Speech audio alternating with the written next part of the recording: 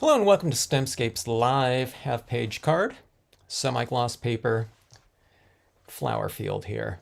We're going to try this in a night type of situation, which means kind of a limited range of colors that are visible. And I wanted to see what that would look like. We've been using really bright tones with this flower field, but I thought it could look kind of like an interesting, kind of cool light statement, potentially. I don't know what it's going to look like. We'll see. I mean, you can always do night. This isn't photography, so you can do, your color schemes, any way you want to. But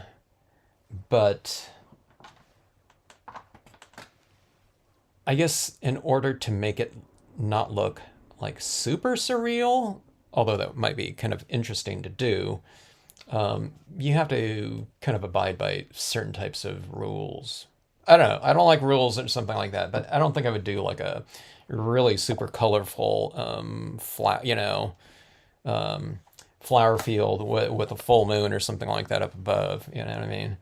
I don't know. Maybe for Halloween, if we're doing something like surrealism or something like that, that would be kind of interesting, though. All right. Hello, Linda. How are you? Let's see here. I think I got a bunch of little paper towel residue on here from cleaning off my StazOn off of this. Okay, so let's go do this one vertical right here. I figured I'd have more room for a nice prominent moon up above. And I don't know, I don't think I've used this house yet with the flower field. It's fairly large. So, I probably wouldn't normally use it like this, but we're going to here. I just wanted a little bit of a larger structure, and I've been using the windmills a lot, so I wanted to do something different here. Okay, so this house is going to go roughly right here. So right up here, I think I'm not going to ink that area up quite as much. Okay, so I'm not using this whole thing because this is about 6 inches wide and this is 5.5. And it just depends on where I want this vanishing point to be. So let's see. I'll put this house on the... Well, I don't know. I changed my mind. It does cover that. So okay, so I'm just missing out on 1/2 inch. Okay, so I'm going to wipe off a little bit of this ink off the top portion. And I'm going down about a 1/4 inch, but I'm just taking it mostly off that edge off the top and then a little bit down below because that's where I'm going to nestle this house into the... maybe now that I'm thinking about it, I wonder if I should not do that because then it would look like the house is in the field, right in the fields or something like that. Let's get this angle on here and I'll figure out this house afterwards. It might be like in a blanket of, whatever, fog or something like that. Okay, so I'm going to stamp this a little bit high here just so I can get some foreground imagery down below and some textures and textural depth with some extra grass. Hello, Bounty. How are you? Jeannie, Candy, good to see you all. Candy, I found your emails interesting with your lighting question. I don't know. I hope you don't mind, but yeah, Candy was just saying. We didn't say if it was all right or not, but yeah, Candy was just saying that photographing her pieces under an aught light and natural light, you know what I mean? There's a different color to the photos with that. So I don't know. I was going to say, has anyone kind of run into anything like that? You know what I mean? When you're stamping something out and you're working under a certain lighting condition, and then maybe you photograph. I don't think people scan anymore, but when you photograph the pieces under different lighting conditions, you know what I mean? It might result in a different looking piece. I don't run into that too much. I certainly used to. I got a couple of those little crumbs were on my piece here, my paper towel crumbs. Sometimes just even like a tiny little grain of, like paper towel or something like that can create those little things. So when someone says, hey, one of your stamps isn't working, now it's possible once in a blue moon, there might be an air bubble in a piece of rubber, but it's usually rare that that kind of gets past me because I would see it when I'm trimming it. And then I see it sometimes, when I'm writing the codes down, I check it again. But what I do is if someone sends me a photograph and I see, I don't know if you can see it there, but see there's like a tiny little dot right in the center of that spot right there. And then there's another tiny one right in the middle. It means that that little tiny crumb of something is raised, so it's preventing that. Now you wouldn't see it in like a design like this or something like that that's airy, but there's a lot of texture right around in here, and that little bit of a tiny bit of crumb is, lifting that part out of the off the page. So it's just, I mean, I could press, you can press harder or something like that. But that's the type of stuff you have to watch for, or just take a look at, you know what I mean? Now, if it's a clear, like a dime sized or quarter sized thing, then sometimes there's a depression in the cushion or something like that. Okay, I'm looking for where's my black colored pencil? But on something like this, you just kind of, this is going to be colored in, and you just continue that out like that, and that's going to be colored in anyway.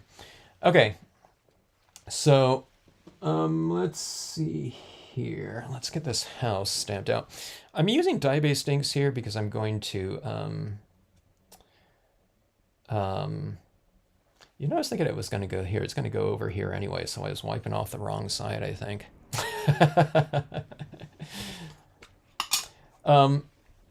What was I going to say? Yeah, okay, so back to that comment on photographing pieces. I did used to run into that, I think, when I used to, maybe it was with an older camera or something like that.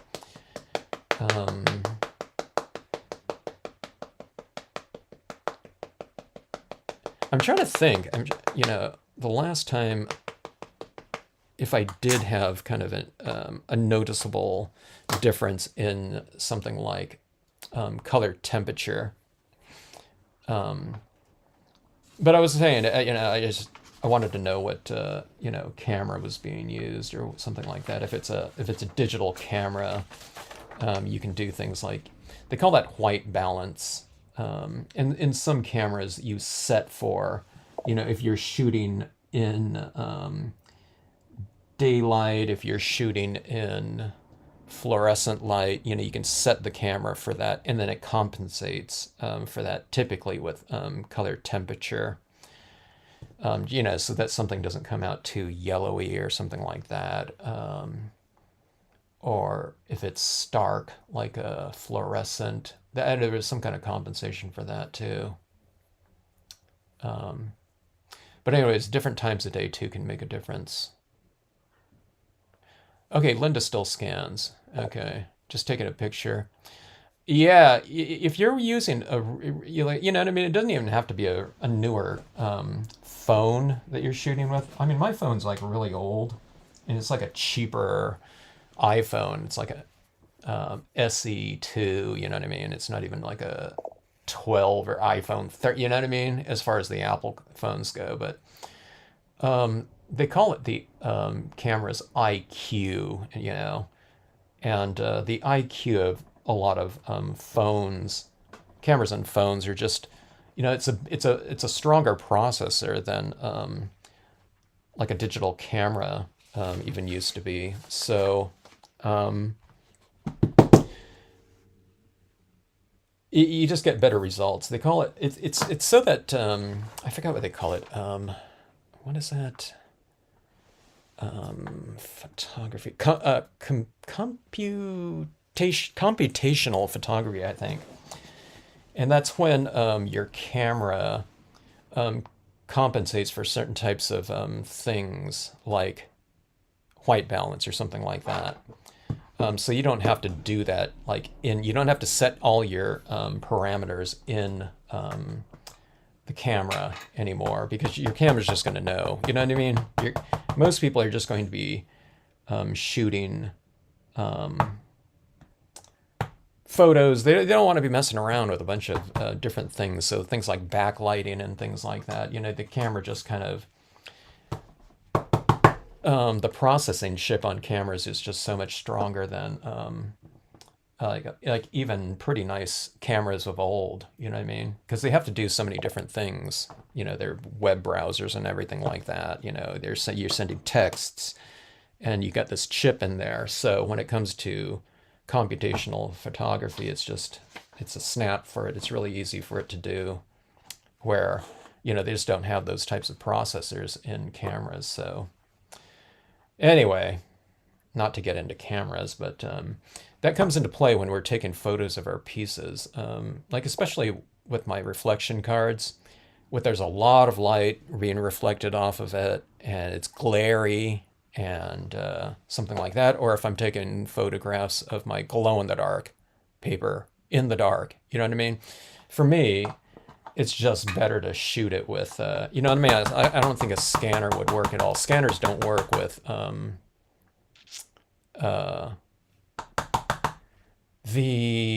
what am I looking for? They don't work with the foils and those super reflective surfaces. It just comes out black or something like that. I think it was black. So yeah, just the phones, they work really well when it comes to that. All right, so a little bit of background in the background. Being that, I don't know, we were kind of working with grasses recently. Here's a little bit more of the grass texture right here. And we'll add in some extra tone up here. And we'll give this some variation up here. I think I'll do that with the clouds. And then we'll have like a moon up here over this. And we'll balance this off with a little bit more trees or something of that sort. Did I say, let's see. Jeannie takes photos in natural lighting. Okay. Do you take it interior or do you take it outside, Jeannie? Bonnie, this is a semi-gloss. Hello, Jennifer. My IQ, as far as taking photos. Well, it'd be your camera, whatever you're taking there. It should be compensated. But like I was saying, you can different times of day too, might matter in terms of natural light because light changes during the daytime. But I don't know. Yeah, I guess I don't think about it anymore because that for me, I don't know. I'm not looking to get like a super nice photo. I mean, I want it decent, but the thing that I do on my photos, if I do any editing at all, okay, it's like in those reflection cards when I have that piece of foil, and I'm usually taking my photographs right here, and a lot of times my hand will be in the photo and I'll have the camera in my other hand, and it's because I can change the angle. So it's like, okay, that lighting isn't great there, so I'll change it, you know what I mean? I'll have like something like this, and I'll just change the angle when it looks the best on screen. That's when I take the shot. But sometimes when there's a lot of reflective types of things going on in the card itself, I might just take that and I open it up in on my phone, and then your phones always have that little editing software on there for you can rotate it and you can crop and you can adjust things like contrast or something like that. Sometimes I'll need to say increase the exposure or something like that because there was too much glare off of those reflective areas. So I'll pretty much get it back to what looks kind of natural and what the piece actually looks like. So I do that, and then I throw on a little bit of vignette on the card. Just, you know what I mean? My table looks, you know what I mean, terrible. I mean, it looks like a crafter's stamper's desk, you know what I mean? So, you know, some people really like a scrapbooker. They pose their, you know, it's like a studio session for their card, you know, which looks pretty cool. And they post it like that, you know what I mean? And as you know, I don't do that, you know what I mean? It's just like when we get done with these live streams, I go like this. I take the shot, you know what I mean? There's Q-tips and like, you know what I mean? I don't know. Sometimes I toss out those cotton balls if they're on there because that looks kind of nasty. Have like a stained cotton ball, you know what I mean, in your earpiece. If you know what I mean, people don't see me doing the card, they might be wondering what the heck is that used cotton ball doing there. You know, maybe I don't know. Usually has something, you know, black or white ink on it, but I don't know. You know, people don't. I don't want to be doing like a sunset scene. It's like stained with like, you know, red ink or something like that, and they have that like there in the shot. You know what I mean? It's not going to look good. So anyway, so I throw on that vignette. But yeah, I mean, you can adjust things, you know what I mean? Yeah, adjust things, and it's just really minor adjustments. It's just stuff like in camera. I don't import into like Photoshop and, you know what I mean, dress things up or anything like that, you know. I mean, you know, who wants to do that, you know what I mean? I don't know. Maybe everyone but me, but you know, I'm not going to do that. So anyways, yeah. You know what I mean? Yeah, just if you're taking it in your camera, just go into that, open it up, you know, and fiddle around with it a little bit. And that editing software, the big thing that I don't do in that editing software is I don't change things like the saturation, okay? Because that's what a lot of photographers do. And I mean, it might look okay, you know what I mean? It might make something look kind of more dramatic or something like that, but sometimes you know what I mean, if it's a crafted project where we're doing stuff by hand, unless you know, I don't know, I feel that, yeah, okay, if I do something like that and I post it, and if I send out the original to someone where they've seen the post before, they're going to get that original and think, you know what I mean, oh wait a minute, is that one? Oh my god, it looks so much better in Facebook or whatever, on Pinterest, you know what I mean? You don't want that, you know.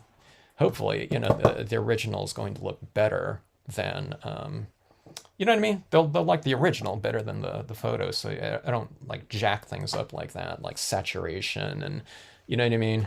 Or something like that. You just want to compensate for the, maybe some of the irregularities when it comes to, lighting conditions and camera exposure, something like that. Okay, so I think a nice tree here would be really cool. I haven't used my like oak tree in a while, or not the oak, but the ash, you know, like that. I think that'd be kind of cool.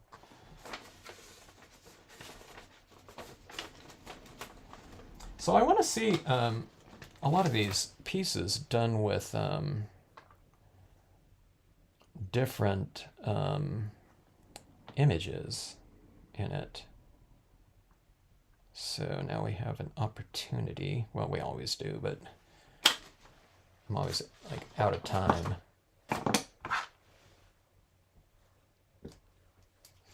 All right. So let's add this winter ash, actually, right here. And I'll put some of the smaller ones down below. I'm still kind of composing, not compensating, but composing for the moon in here.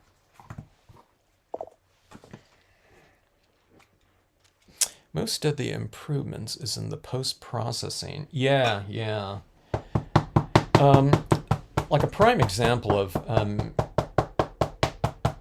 you know, your camera phones is, you know, it was like, when was it? Was that last month? That was May. Yeah, it's June 7th. So when people were taking photos of those, just handheld photos of those northern lights where they were at, you know? I mean, that was, amazing stuff. It's like, hey, look at this. I got home and, look at this photo from my driveway. So, it was just, some sort of handheld shot, that people took. And they got a great photo. You know what I mean? I mean, you used to have to know how to shoot,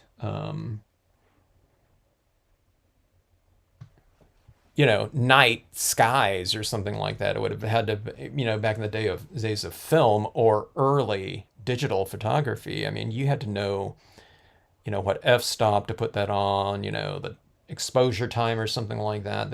People are just like taking their phones now and just like snapping it. You know what I mean?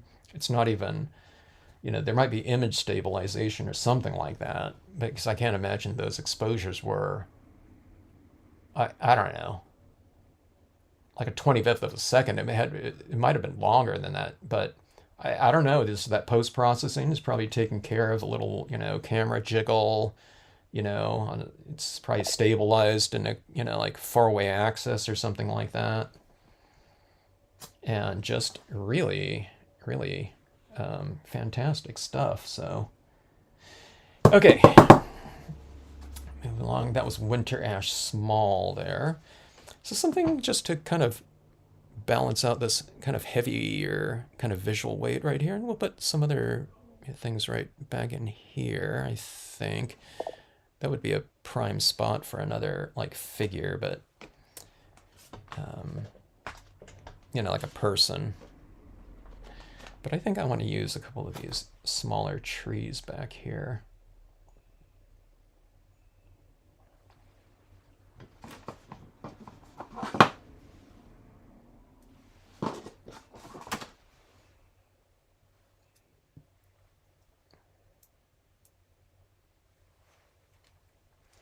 But anyways, your photos, your pieces look great to me, Candy. So, you know what I mean? So I was thinking, well, I don't know if you're someone that's really concerned about, some differences that most of us wouldn't, like even really kind of notice, unless you're posting both photos. But one to the next one, I mean, it looked different, yeah, but I don't know. That's probably that's what you're looking at and noticing. So that's probably why your pieces are so good.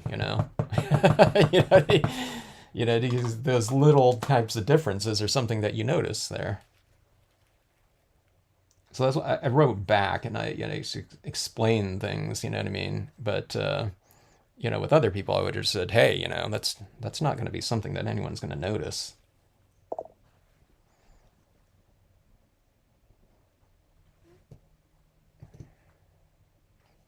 Okay, so we're getting a little bit of a foliage in the back of this. All right. A lot of times in my structures, kind of historically, I've added trees behind structures so that I don't have to add it on here. But I wanted this, if you don't put something like trees, then you can make things a little bit more customized, you know what I mean? I mean, you can stamp out a structure without trees that has it on there, but you know what I mean? It's a little bit of a hassle. So I just did it without him this time.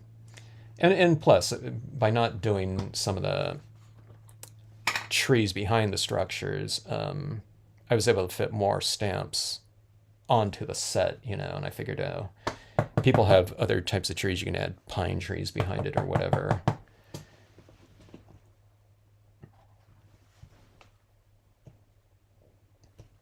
Maybe, I don't know, maybe I was working contrast, when we're talking about the cozy cabins that came up before this, there was like a gazillion, layers of trees,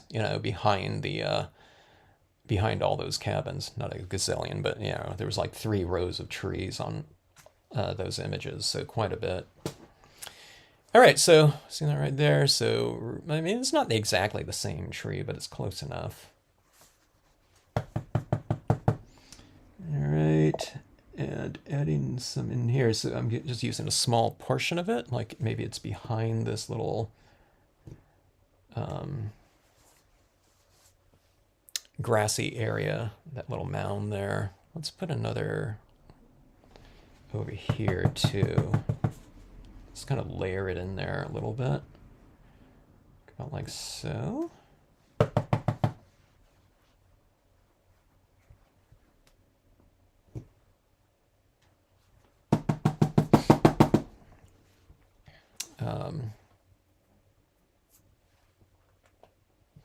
This is your tree masking material.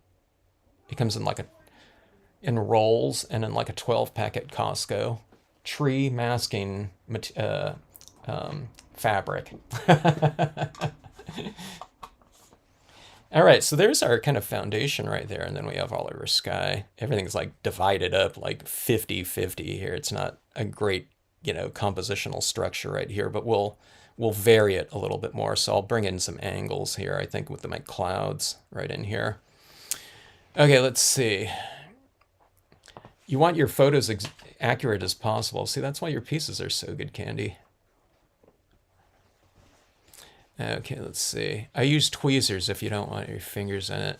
I want my smudgy, ugly fingers in my photos because the yuckier the hand that is holding the piece with, by contrast, the nicer my card looks. You know what I mean? It's like some nasty, unwashed, inky, grubby fingers,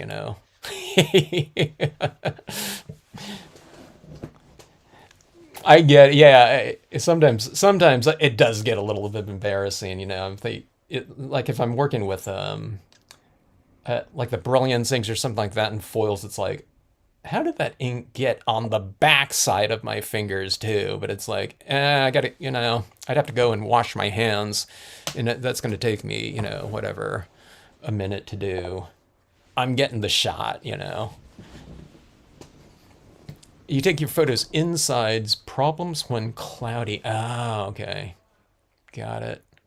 But like I said, you know what I mean? Sometimes when in color photographs, if I have too much light going on to them, I find that the saturation is a little bit brighter with less light. But I'm sure you're using indirect light though, right, Jeannie? Not direct lighting. Unless you are. I don't know.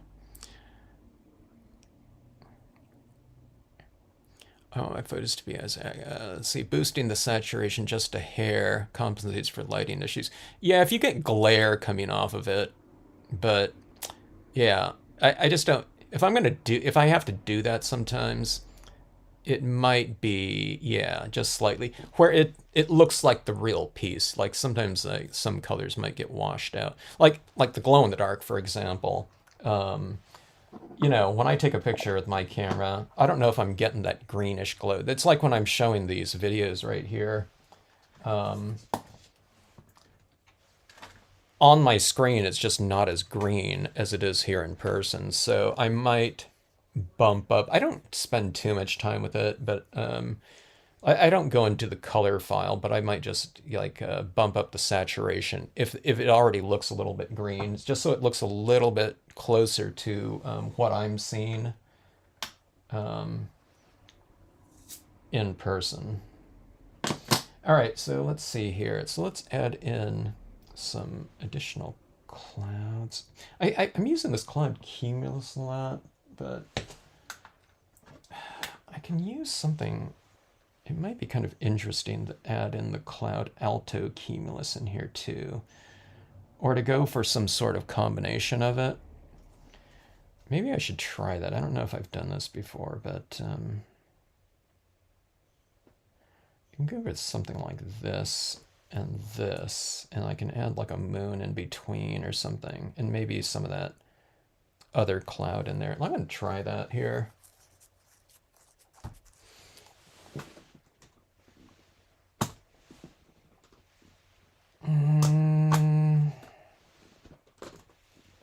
Let me see if I'm going to see if my pen is juicy. Nah, it's pretty dry. I re-inked these at one point in time, but I think it's been years. Okay, that one's a little bit better. It's been years since I re-inked my my pens. Okay, this blue here is only for toning, not stamping. It's completely compressed, but I can still dab into that and then ink that way, but you can't ink up a stamp with this one. So let's go with the Bahama blue, Danube blue. They're out. Hey, what I gotta say? They're out of Marvy, you know, blank pad. So, but I do like the ink, you know, and I do like the convenience of the pad on the darker colors. Okay, so let's vary this a little bit or a lot. I'm going to wipe off some of this ink down below and transition it from wet to dry. Okay, the drier areas is going to stamp lighter, and that's what where I'm going to have that full moon. All right, this is like a, you know, I've never done this before, I don't think. Well, I didn't have the full moon either. I had another smaller full moon, but I never used it with the alto cumulus like this. But I've been kind of curious to see it, you know, see what it would look like before. Maybe I'll have the moon kind of lower on the horizon now that I'm looking at this too. Let's go about right here. And I'm trying to think of the angle, maybe. Let's go like this. Maybe we should ask the expert on angles. Wait, what do you think, Jeannie? Jeannie's always stamping all these like totally freeform angles and making like slopes out of, you know, things. She's not bound by like certain conventions like I probably am, even though I talk about you know, freedom of expression a lot.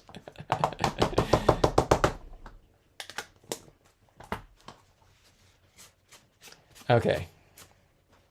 Let's see, I'm wiping that off right there. That. This is going to get like a vignette of tone in here too. I think, you know.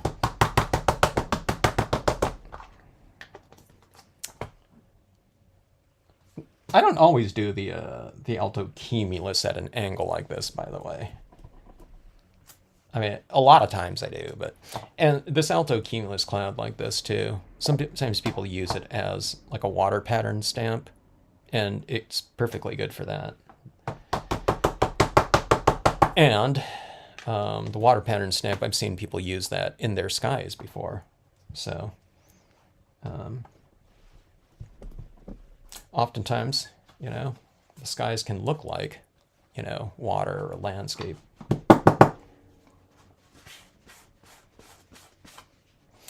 All right, so we have that. You know, when I get to this point like this, sometimes I'm thinking, you know, the thing that I had in mind, it's like, I don't know, I might like that just as is, or just with some more of that alto cumulus down here, but lighter. But let's try it out with the moon, since that was kind of the concept here. I want some of this to be going like through the moon, okay? Like it's in front of it, because the moon would be in back of it anyway. But let's do this. This is going to stand out a little bit too. But again, we're going to tone this whole scene in here too anyway. With color to, you know, to make that moon pop by contrast. All right. I'm trying to think of what color to do this one. I don't think I wanted this blue right here, which is that blue. But I don't want it too dark either. I think I'm going to do this right here. So this is black. You know what I mean? If it's darker, I'm going to have an easier time kind of adding tone around it. Because it'll stand up to more layers of coloring. But I'm thinking maybe what I'll do is I'll just kind of come in here into those black areas with this pen. And then I'll lighten up some of these textures in here a little bit. It'll be a little bit more of a grayish black. Some of you are probably cringing, taking kind of a light blue and coloring black like that, and thus polluting this pen with it. But that's the way we did all coloring, like back in the 80s and 90s, you know, early 90s before pads came out. you colored and you added multiple tones. I think they call it a watercolor kind of technique or something like that. But then I just roll my pen like this until I see that that black isn't really coming off of there anymore. You know, and the pen is pretty much, you know, good to go. So this is kind of dry, so I'm not doing a lot of blending on there. It was just kind of more kind of merging some of that color with each other.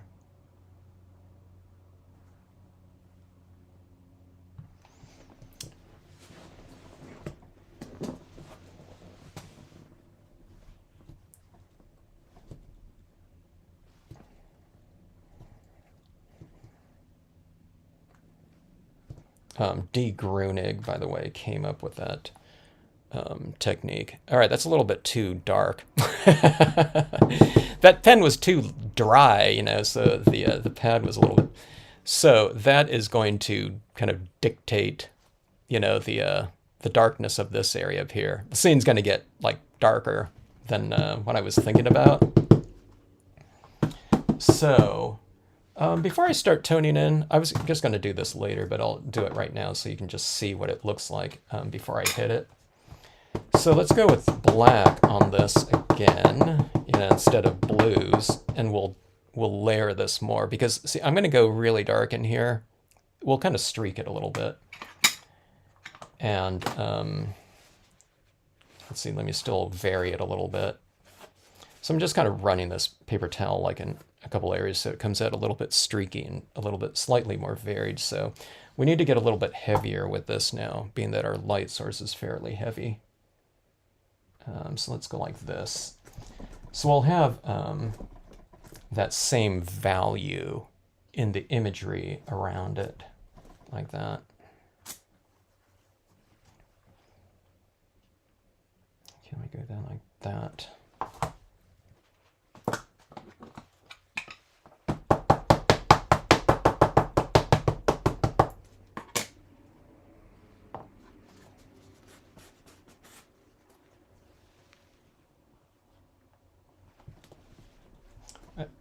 Brought some of that little bit right into the moon, I think. All right, that should do it right there. I'm looking at angles. I don't want too much of that black from up there in my trees because this is a really delicate area right in there. But I think that should be about right.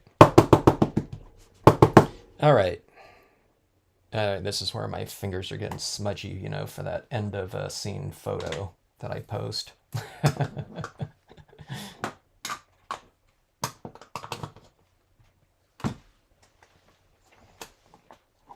All right. I think that's, yeah.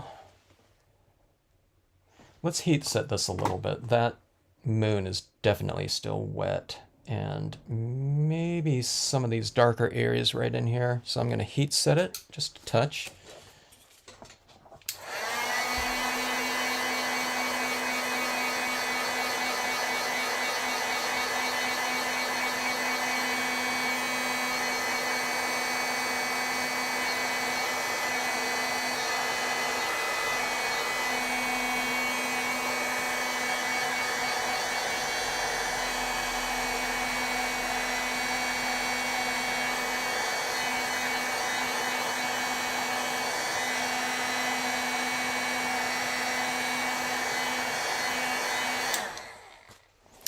Okay, Jeannie asked, she thought every image behind the field should be very small.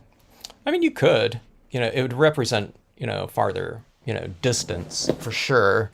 The smaller the things you add down there. I mean, that could be, this could be a row of like, you know, it could be 200 yards or something like that. In which case you'd have like these smaller, you know, like those trees right down here. But since I put this right here, we're saying that this is more probably, I don't know, 20 yards or something like that. So everything's just kind of by relation, you know, in terms of proportions like that. Let's see.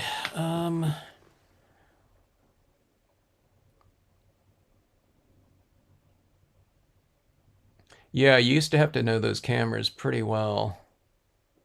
with some, I mean, you still do if you really want to, get those shots, certain shots. But that's why, that's why that camera industry is hurting so bad, though. Now, no one's buying cameras except for they're buying.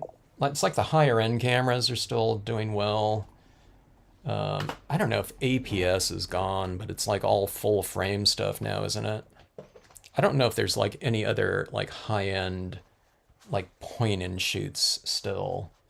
Just because the the phone market just eradicated the need of something like that. The everyone's whatever Apples or I mean, whatever these all these other brands are. It's just like so much better.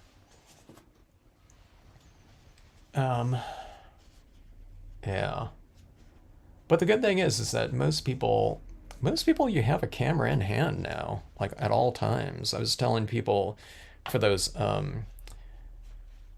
photo stamping shots, I have all these photos, that people can download and utilize, and I have manipulated those, for photo stamping on a lot of them. Some of them are just as is, but on a lot of them I've desaturated, I've reduced the contrast and things like that. I was just talking with someone about it today, but I was saying that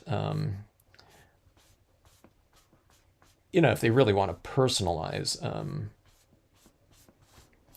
photo stamping, to a higher degree, just you can take the photos yourself. You know what I mean? It just you don't go out and say, okay, I'm going to go take out some sky photos today. Just if you see some kind of interesting cloud formations at some point in time, you got your camera there, and maybe just take a few shots with the anticipation of maybe using them at some later date for to stamp on or something like that. Or I don't know, it might be just cool to have too. You see a really great sunset or something like that, but maybe instead of taking the photograph, like a couple photographs just like as is, with things in the foreground and silhouettes or something like that, then you just tilt your camera up a little bit more just so that only the sky is in there, so that you can, you stamp on it however you want. Okay, so just re-inker fluid, blue tones on this, and that saturated my paper towel here. And that amount of fluid on here makes it really easy to get a lot of coverage over this whole thing. I want some lighter areas in here, so I'm kind of adding it in some areas. I kind of like it darker on the perimeter anyway, but then in here what I did was, because this motion is going at this angle, I'm doing these streaks in that same direction, okay? Like that. Now this is like the lightest color that I'm going to be using, so I do go for some pretty decent coverage of it. In other words, I don't have like vast areas of areas that are just too light. Maybe that area in the moon's a little bit too light like that, so I'll add a little tone around on it like that. But just with one inking, you're pretty much taking care of that first color, which is kind of establishing your lighting scheme. See, here's a little bit of light kind of reflecting off of these, but I've got a little darker under here, like underneath that tree. And here's this house right here, so I've darkened right here because it's going to be casting a shadow kind of in this direction. Or if you just want to make structures look more three-dimensional, then what you do is you tone the different sides of them a different value, okay? Now it's already in the designs itself. I've already changed the values from, it's usually a 3/4 view, and each side of the structures are typically shaded differently. So a little bit different. The tops of the roofs are usually the lightest. So I've just toned in the side of that and left those rooftops a little bit lighter. Maybe this one right here, that sloping side, would be a little bit darker, like that. But that side right there would be kind of exposed to that light like that. Okay? So right in here, We have our rows like that, and it's darker right here. I want this to transition down here, so I'm making that a little bit darker. But see, if you use that re-inker fluid, you're really getting a good saturation of tone, or of moisture, down on the page, like that. And you can really kind of establish things, you know, pretty well with just one inking of this. This is picking up some of that black ink right there. You can see the color right there, and you can see all that black ink right there. So on this one right here, I don't mind if it gets a little bit smudgy or a lot smudgy, because this is like a nighttime type of scene. But if I was doing yellows in here and I was coloring like this or something, I would have spray sealed this scene before adding this in there. But I might not be adding dye-based ink, because I would be doing it with the alcohol inks. I need new tack and peel. No, Jeannie, this is going to be my tack and peel, you know, until the sun goes down. In life. But it wouldn't be bad to be able to see through it. You see this right here? This is all gummed up. It's got all that glitter on there. Now that'll wash off, okay, when I wash it off. But the person that showed me tack and peel was at a stamping retreat. It was Ken Pescio, who has a lot of pieces, and if people are from Arizona, they might have taken a class from him. But his... I don't know if I'm just imagining this. I don't think I am, though. But when I saw that tack and peel out at one of these retreats when we were out in Chicago, he showed me his block. And I think he used one block for like all sizes of stamps, too. That block of his was completely black. I think I remember it because it kind of like stuck out to me. I was thinking, no, you know, I didn't know what color tack and peel was. Was it, you know, was it black? I mean, I can tell it was inky, but you know, it was just so darkened. Okay, this is like a medium tone blue. It's called light blue. Maybe it's a little bit lighter than me, you know, 50%, but it's a reasonably dark tone, at least in relation to that, you know, the first one. So I add that in, and because I added a really decent slathering of ink down with that first color, this is easy to go on and blend right into the piece. And because all the page right now is slightly damp, okay? So again, it just makes the blending like so much easier, you know, when you're taking wet into a little bit moist right here. Okay, so these flowers in here, you know, this is like moonlight, so they're gonna be like white or a little tinge of like cool blue or something like that.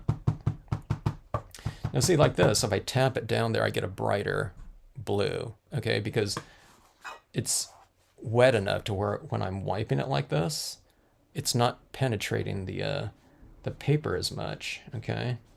Because you're going wet into damp, so the page isn't absorbing the ink as fast.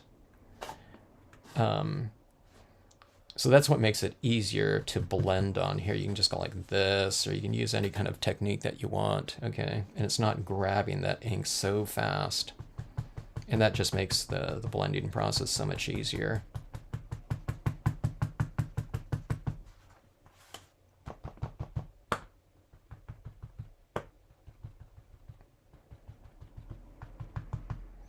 So I just keep reiterating the thing that I pretty much did with that first color. It's just a little bit darker underneath these trees and the four corners.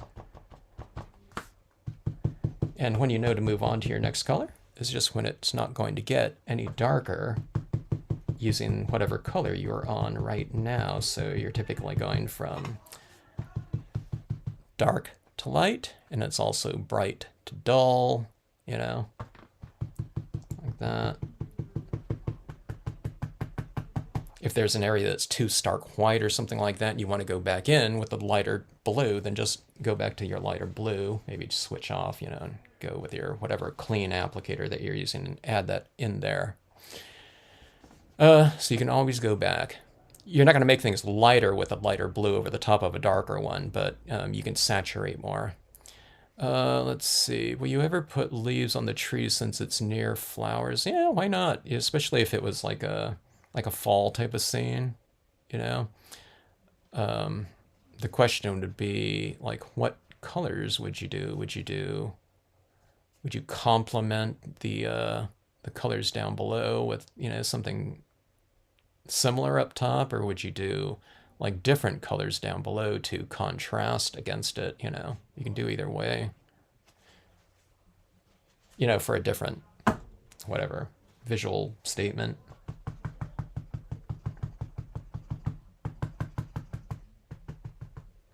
The question is, though, Jeannie, would you put leaves on the trees since it's near flowers? Or I don't know, any of you, And I don't know, what are what colors do you think you would do?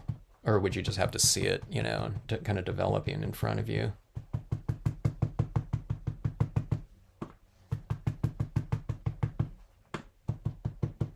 Or you can have like a springtime type of thing too, where you do greens up here, but then you have all these other colors down here, with the fields. Might be kind of interesting.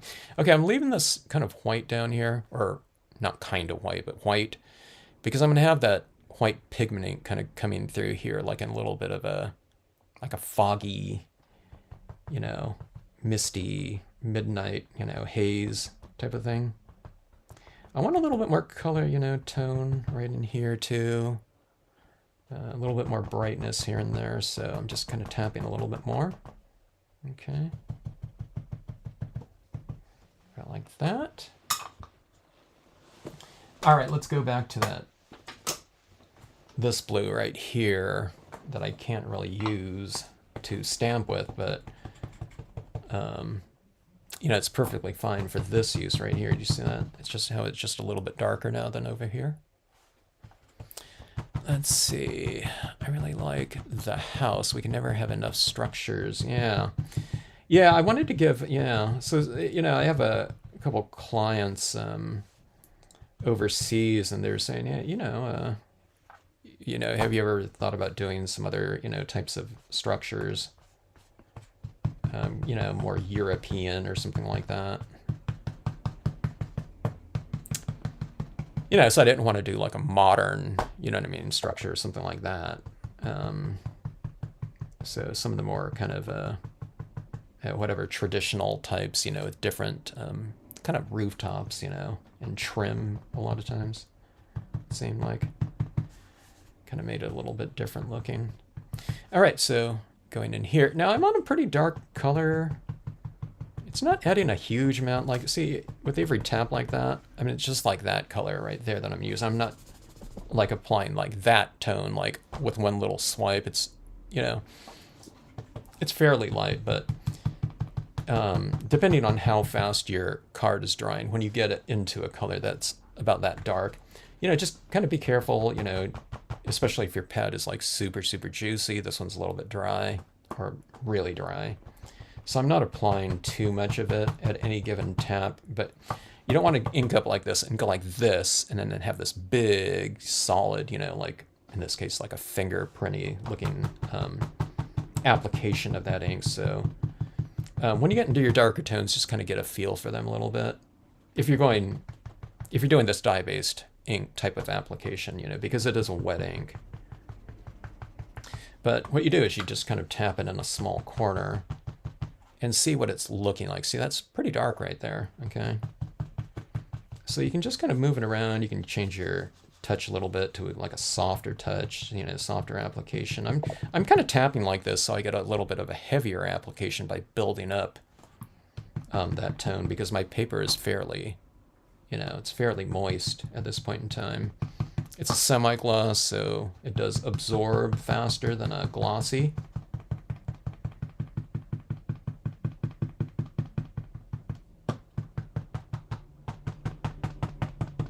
But it's that first color that really kind of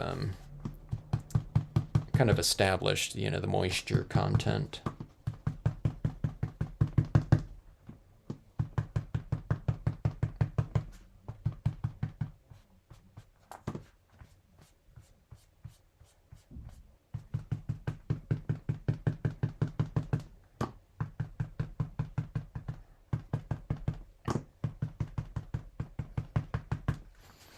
All right, so we have our moon on the fields. Now, if you notice right here, okay, so if we were to analyze this, just for simplicity's sake, okay, we have basically, there's one area right here, which is the sky.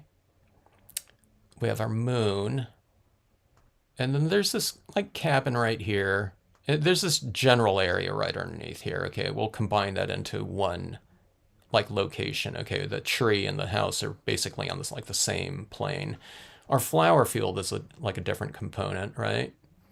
And then our ground area is a different area. Okay, so there's like 1, 2, 3. I don't know. I guess that's 4 because it's such a big prominent moon right there. And then 5. Or is that right? 1, 2, 3, 4, 5. Okay, so there's basically 5 basic areas within this scene. You can call it 5 different depths if you want to. Close, a little bit farther, farther. Well, that should be the farthest, but, I know this open sky looks like that. Okay, but basically in all these areas right here, it's darker around the edge and it's lighter, right? This moon right here it's mostly light down here. I'm going to add in some tone, though, with my colored pencil because that'll just be easier than to do it with this. Okay? And then this area in here, including these objects, there's some tone and light in it. But you see it's mostly like darker around the edge and lighter in the middle. But this is just a wider area of lightness, okay? In this area in here, for the most part, it's darker on the edge and lighter in the middle. I've just kind of added some tone down here because we have this row that's dark right here. So I've added a little bit of tone next to it. And then you have an area right here. It's just like this little vignette of this. So it's light in the middle, dark on the outside, light in the middle, dark on the outside, light in the middle, dark on the outside, light in the middle, dark on the outside. Now, I mean, that's not, everything doesn't have to be broken down exactly. You can have like lighter areas here and there, you know what I mean? But this is just a easy kind of framing and lighting convention, okay? If you kind of squint, this whole area right here almost seems lighter, but then I've just broken it up, here and here, okay? But this looks like this one glowing area, right? But we have objects down here, so, I've kind of gone along in the contours like that, so it's just kind of, it makes for a richer type of service like that. And again, it goes down to that like checkerboarding type of concept right here. You go dark, light, dark, light, dark, light, dark, light, dark, dark, light, dark. I'm not thinking about all that, you know what I mean, when I'm doing this, but that's essentially what I'm doing in all these areas and objects, okay? I really don't really think about it anymore. It's usually just darker on the outside and lighter in the middle. And I just kind of break up areas depending on what type of imagery is in here. The sky is kind of going at this angle. So, I add in these, darker types of touches, in the spirit of that object. So this thing is kind of moving down this way. These rows are kind of moving up this way. So I'm toning like this way and this way. Okay. So you see that right in here? So we're coming in with that black that we've used on some of the image in here, like that. And I'm retaining that lighter area by not going into it, especially with this darkest tone.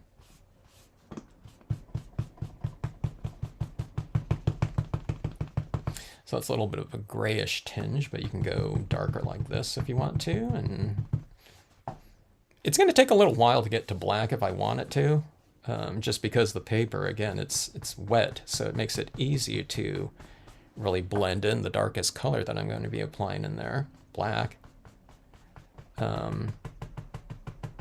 But you do have to kind of build it up a little bit because, again, it's wet and wet like that, so.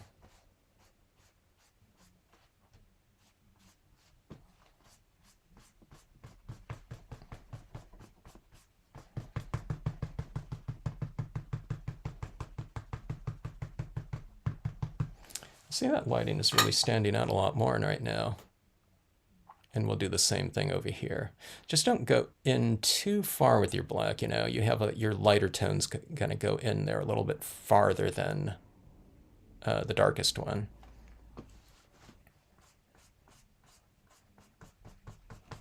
if you have more control over, using a colored pencil or something like that, you can do that too, or pastels would be good.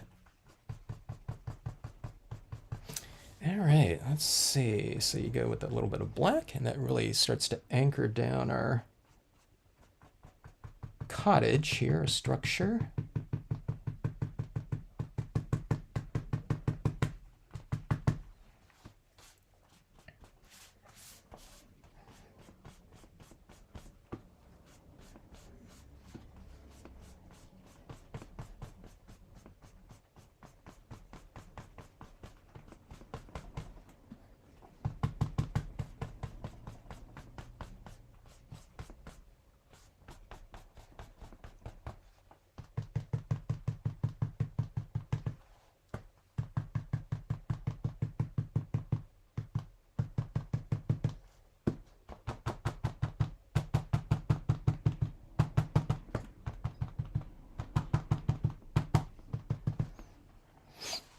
All right. Oh, I wonder if that'll be a good spot for like my owl stamp or something flying across that moon. All right. Yeah, I see my fingers right here. This is from touching this right here. Like that. All right, let's try. I think that's enough of the dye-based things. Let's get into some other tones here.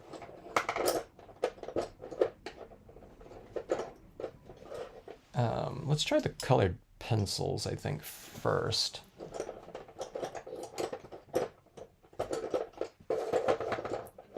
So sometimes when I'm doing this, I'm missing kind of my lighter end like that. So on the semi-gloss, I can get those just using colored pencils like that. See, I don't really have these like bright blues, lighter blues too much. It's a little bit right there. But I think I can just kind of handle that a little bit easier with the pencils. And I might want to warm up some areas. So if you have like a turquoise green or, you know what I mean, blue, you can use something like that. But I would just go over it with the green like that. And that'll kind of make it glow a little bit more with a little bit slight tinge of a temperature change. Okay, let's see. Hello, Megan. Oh, she was tied up for the next hour. Let's see, not direct lighting, okay. Lava soap. I think that's what people used to use. Or what was that soap? It wasn't lava soap, but that grittier one. It's like borax or something like that.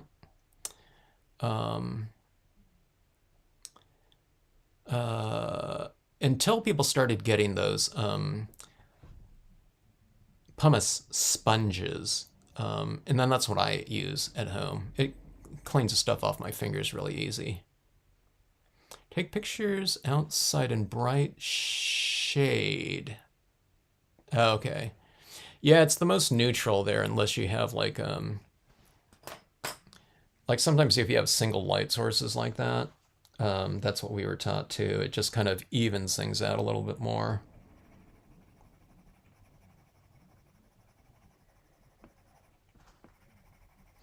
All right, so this is a little bit of this light blue.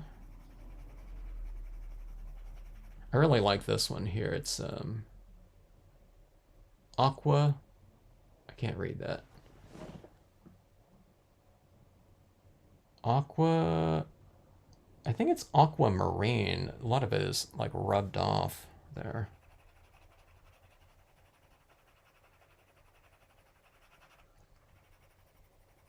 Okay, so again, I'm not, you know what I mean? This is like moonlight, in here, so I'm not going for anything too crazy with this, as far as like a color scheme goes. Let's do this too. Let me see. I think a lot of my lightest blues of my alcohol pens are kind of dying out, so let me see if I can get a little of this on here.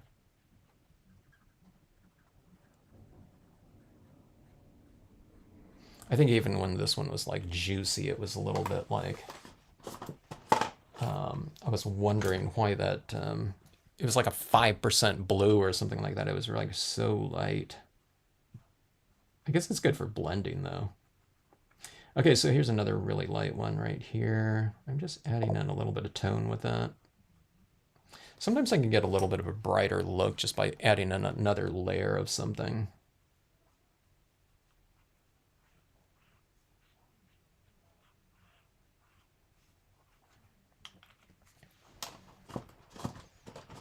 Let's use a little bit of this periwinkle too. And I'll add that right down. That looks good. I want to add a little bit more definition down the rows. Like that. It's a little bit of a cooler reddish blue, like that. It's standing out a little bit more now because that ink is kind of wet, okay? So it'll soak into that paper, just, you know, it won't take too long. All right, so just getting a little bit more definition in here. That. And let's see, let's hit that, maybe the house a little bit. I'll do the front of it. It's just kind of a real subtle tone. I'll hit the shadows maybe too. Underneath there. Yeah, it's like, I don't know, can you see that? It's kind of a little bit of a slight reddish tinge to it. It kind of stands out a little bit because it's a different hue than what we have going on in here. And yeah, it kind of needs it too. Let me see that. Let me stay in that spirit. Let me try a little bit of this pink. And I'll add that in some of these just for a slight tinge of a different hue in there, like that. See that little kind of bit right there? Now let's try some of the green. I'm not going to put the green over the pink, but, you know, we'll add it maybe in some of these background areas or something like that.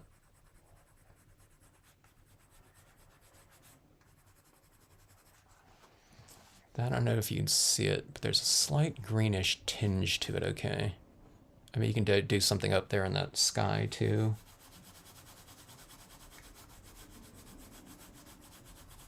Here we go, like this.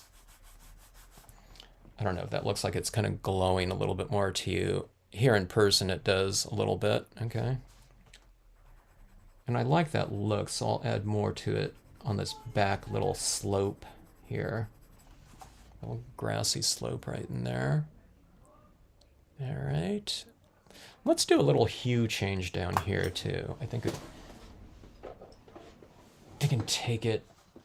So I'm playing around with temperatures now. See, this is a little bit of a warmer temperature. The blue was all cool before. You know, you can leave it like that, but I don't know. It just, I want to make it a little bit more rich. Okay, there's a little bit of this brown right down here. I'm trying to keep it really light so it's more of like this light tan warmth. Right down here, like about like so.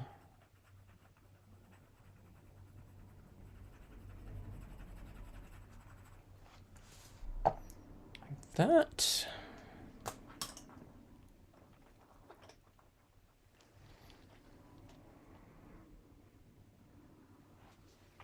Okay, let's see. Jeannie would put the leaves on the trees. Yeah, that's a good idea. Like on this one right here, it'd be kind of interesting to put in some like white leaves on that, you know, tree to kind of, I don't know, like these flowers down here, you know, are kind of zapped of, you know, color due to the moonlight in theory. Okay, I'm looking at this and we need something up here for sure.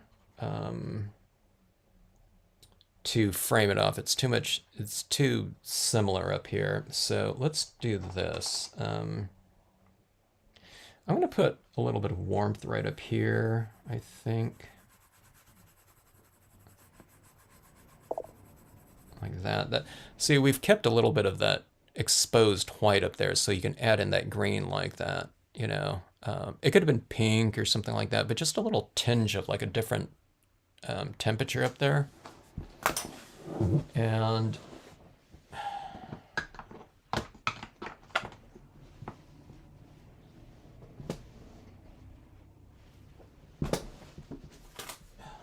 go with this. I'm grabbing this oak branch a lot lately, just because it's right behind me on top of everything.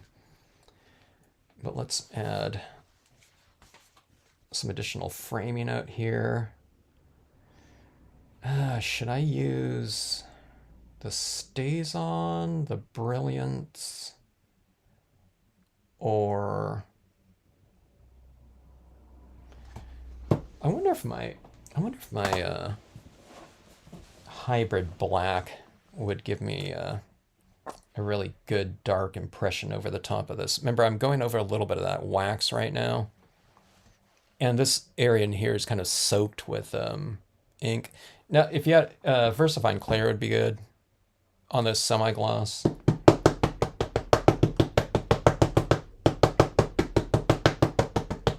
I think the Brilliance would be a good Stays On too. But I'm gonna check out this hybrid right here. The hybrid might have to join, if it stamps out really good right here. In theory, I think it would, because it's a little bit of a thicker ink. I'm putting it over here in the darker area because it's not gonna stand out as much as over here. If this stamps out too light, then I'm gonna use a different ink in this other area.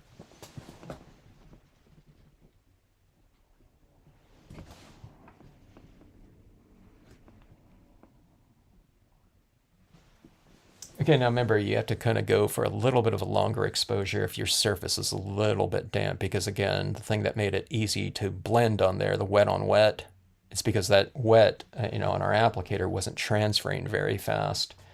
So it made it really easy to blend with, but again, with these moisture on moisture types of applications, including making impressions, you have to kind of hold it down a little bit longer, probably. Not with the Stays On, I don't think. Yeah, okay, look how dark that is. So that worked out pretty good. Okay.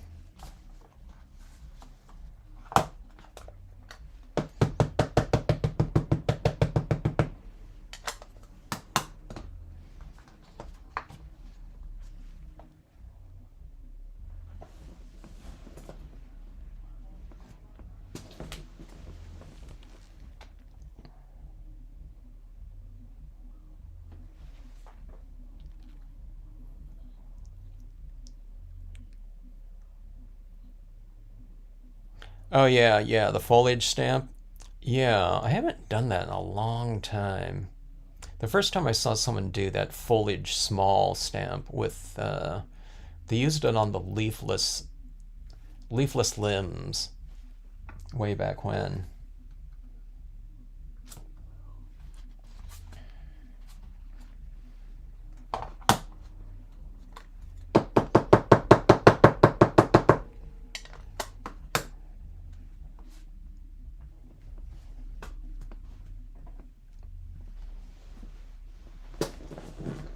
More structures, more designs. You have everything, Jeannie, huh? All those designs. The entire collection. If anyone wants some stamps, please order. My computer that I do all of my, designs on and everything. It's a really old one, but I need it that way because I'm using, I don't want to rent like Adobe Photoshop and all that. And they've been doing that service for a long time. You don't buy the software anymore. You basically have a monthly fee for it, which I really hate the idea of because I kind of used Photoshop and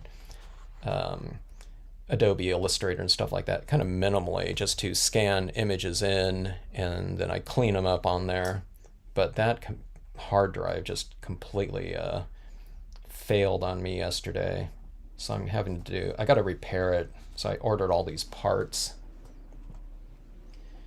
So we have the Stampscapes computer repair fund going. It's a 9-year-old computer, which by computers, standards is really old. So I ordered a hard drive, a backup. I get things backed up on the cloud, so luckily I have that. But yeah, all these designs that I was working on, I can't work on for a while. So I'm hoping that I can repair this. I have never done that before, but the older computers, they allow you unscrew it and you just follow some instructions online. And like these days, Apple's made it, they've sealed off their computers completely. So people can't just go in there and replace like a battery or a hard drive or anything like that. They make it like super hard. So it's like, yeah, we can't do anything about it. It's, we got a sale going on over here. Yeah, you take it to the Genius Bar, and it's been this case where I guess they don't, they really kind of discourage repairs, and I don't know, it's been going on I think for a long time, but yeah, it's just you gotta buy a new unit. Okay, so anyway. Paint pens. Let's bring in some extra texturing and lighting into our rows now. Notice how everything's kind of drying a little bit dull, so I'm going to spray seal this with a workable fixative spray, and it'll unify things a little bit more. It'll saturate them more, even though the workable fixative is a flat spray, but it'll saturate things a little bit more to where it looks more like how things did when the ink was freshly applied and a little bit wet, okay? You can spray it with other things too, like a UV resistant clear or a Krylon crystal clear, that type of thing, the other art sprays if you want to. All right, so let's see here.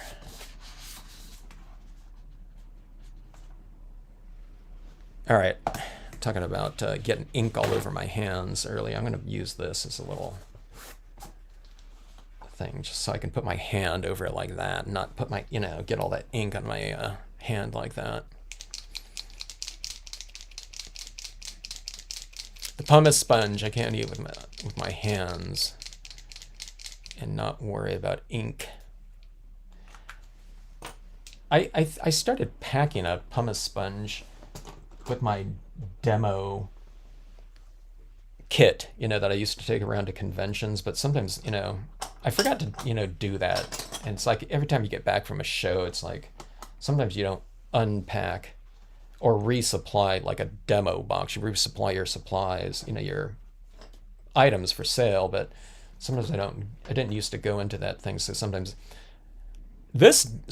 like those dye-based inks sometimes just don't come off with just soap and water. It just, so I used to go out to eat sometimes after those shows and workshops. Not really workshops, because the stores always had that pumice sponge right by their sink or in their bathroom, wherever people wash their hands.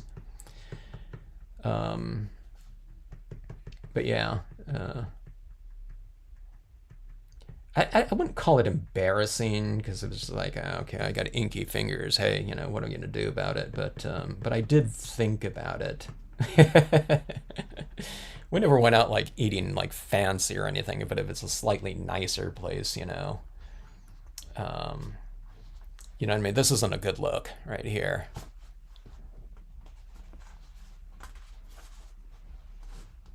All right, so I'm adding in some additional contrast into the areas that get a little bit darker. Okay, now this color right here isn't going to really show up in, a light blue in a light area. So it shows up in the darker areas, in this case of the, the flower field. Okay, so I'm just popping, a little contrast into that area. Now these rows over here, they're darker than over here. So if I put that in these rows, I mean, this is really going to stand out because there's so much more contrast. So, you just have to kind of be mindful of that. And, as you're adding this into the row, I guess, okay, that didn't stand out that much, I guess. But just be kind of mindful. See, it's a little bit darker over here, so that looks like a really light, super light dot right there. So you can just be a little bit careful about how many dots or whatever marks you lay down. And it's going to, all these little dots in here are going to get darker anyway. Because when this paint dries, again, I know I'm saying this every time I do this, but it does dry darker because for some reason it just gets more, I don't know, it moves more towards transparency for some reason when it dries like that. So you see all those little dots like that are not going to be like that. Sometimes I get done with it, and if it's just like a real subtle kind of addition of them, or addition of texture and tone, sometimes when it dries, it's like I can't even see it anymore. It dried so dark. So you go a little bit more than, you know, maybe what it looks like ideally, because it's going to get maybe, I don't know, 3 times as dark, maybe twice, I don't know. And when that happens, if you want it to be lighter, then you just apply another coat. Like that. So you see those? You get those nice rows kind of a little bit more differentiated. I'm doing it like on the outside of the row. I guess you can do it on the inside too, but for the most part, it's like on the upper side of a certain row, okay? So I didn't put it on this side of this row. It was mostly like on the top sides of it, okay? Like right in there. We can use like some right here, I guess. This is a really kind of light area, so I might have to use like white for that one. Yeah, I guess that shows up a little bit, huh?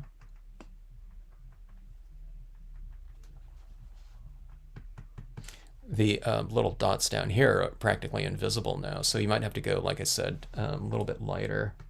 In this case, probably white.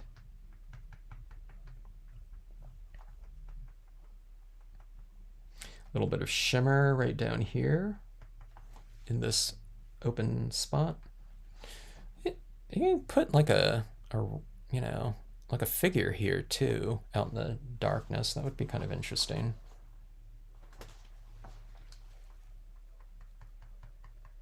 Let's get a little bit of highlighting in our little slope right here. It's texture and highlighting just to make things look a little bit more interesting and illuminated. You can do it if you wanted to up in these tree branches right here. There's a lot of glare on those tree branches. This is what the scene kind of looks like right now. Okay, this is getting a lot of glare right here, but this is how it looks. Okay, like that. So you can maybe you can see the you know, where I've applied these little rows a little bit easier now. Okay, but back to the glare.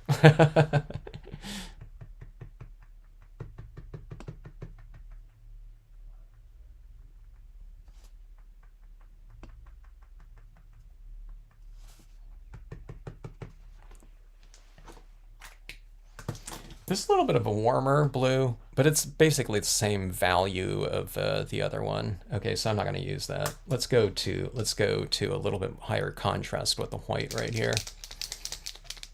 I just ran across Prismacolor metallic pencils I've had for years. That'd be interesting, Candy. It sounds like a pack then. What is it? It's silver, gold. What is it? Bronze? And are there like green metallic or something like that? You just got your order? Oh, great, great.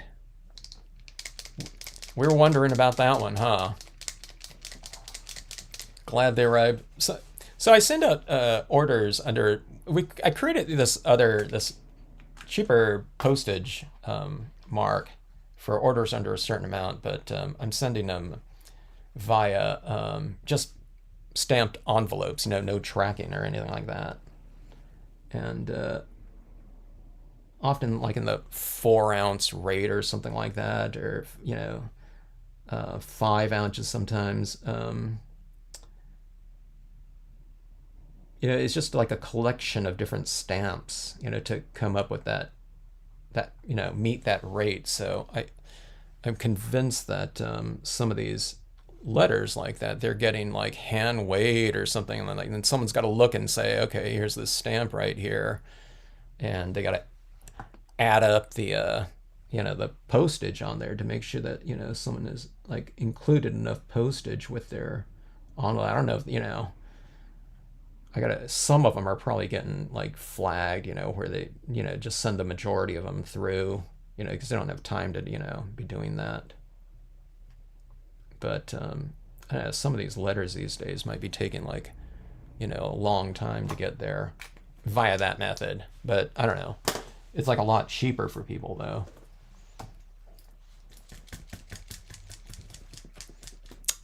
So stamp along with me here, Jennifer.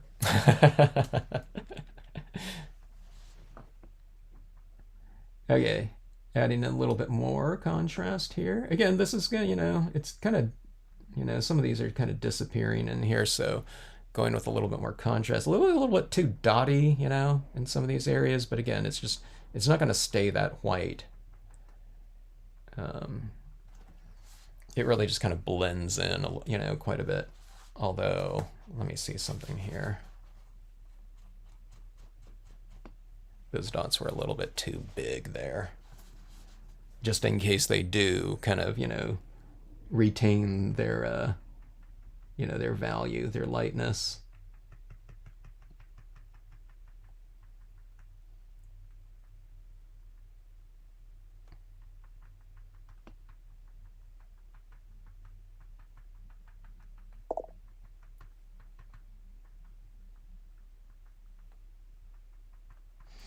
All right, so it's getting a little busy up here, but that's where that white pigment ink's going to go.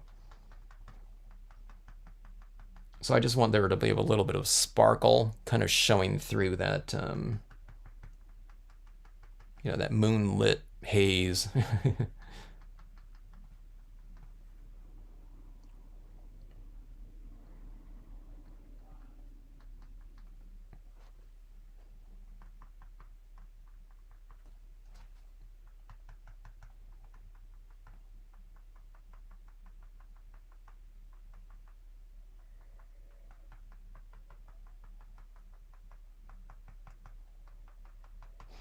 All right, so I want there to be some shimmer down in this area in here so that we have some little sharp, little sparkly,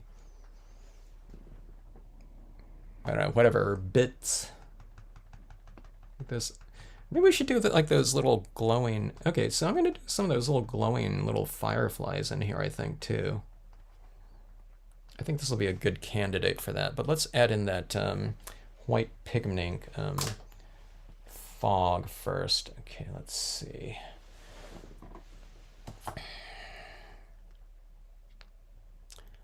Your wooden grass stamp. Yeah, Jeannie, that was interesting with the wood there. I just got another order for a couple wood stamps too. It's always interesting to ship out wood. Oh yeah, that was your grass cluster, huh?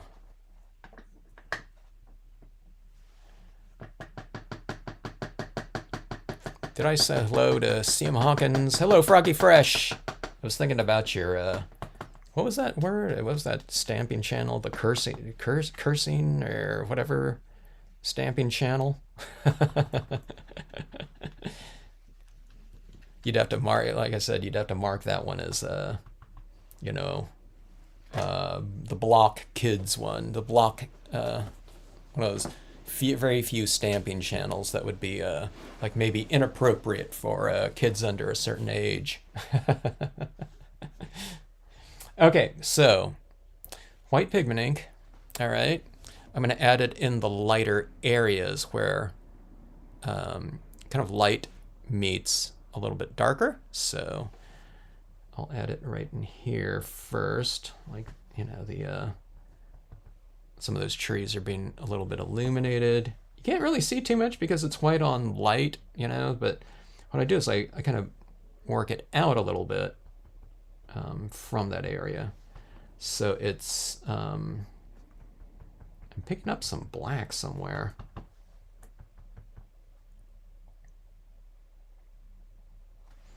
Is that could not be possibly wet there, could it? Or I don't know, was that already there? All right, let's see here. Light area right here. So see, I'm coming into that house like that a little bit.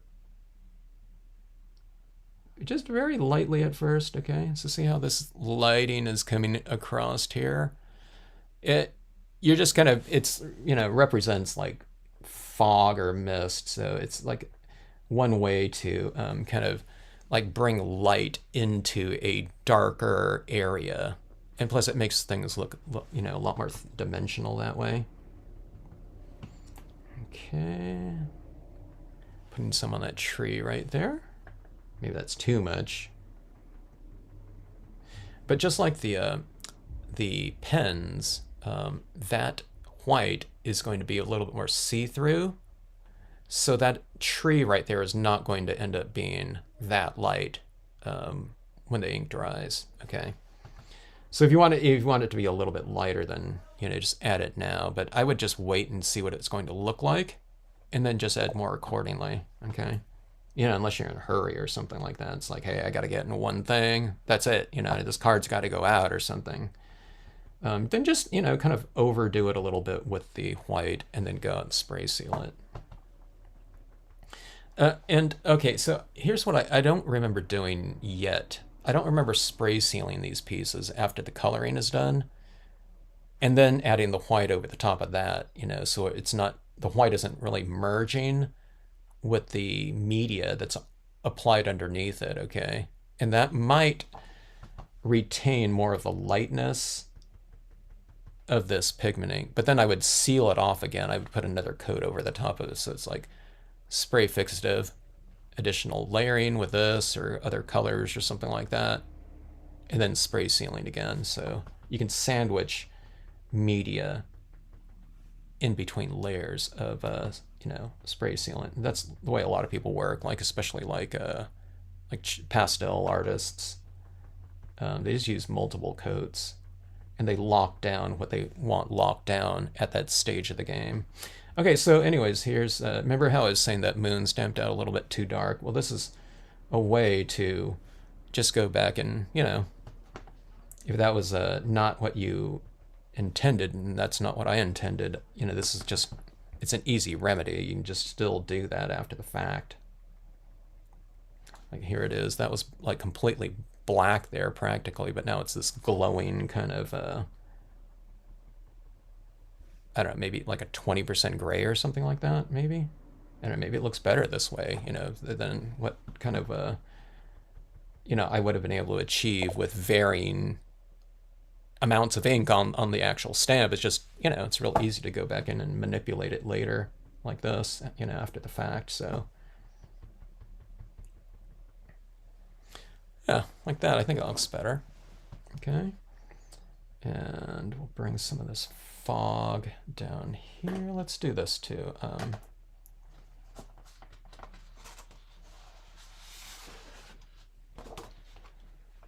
Let's mask off this little kind of row down here, and I'll put a little bit of fog kind of rising up from behind that flower field, I think. Research metallic pencils. Okay, 12 colors. Okay, so it sounds like you have, a bunch of different colors in there, not just the typical metallics then. The gold, silver, bronze. That sounds pretty cool. The only metallic that I have in the, the Prismacolors, I think it's silver. No, gold came in that set too, right?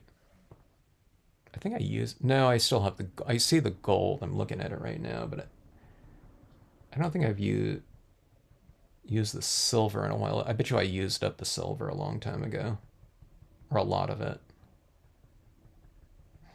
All right, so adding this little bit of haze down at the base of that, like that. I tend to like that, or I like it, so let's stretch that out just a touch more. And then let's go with a little bit in here too.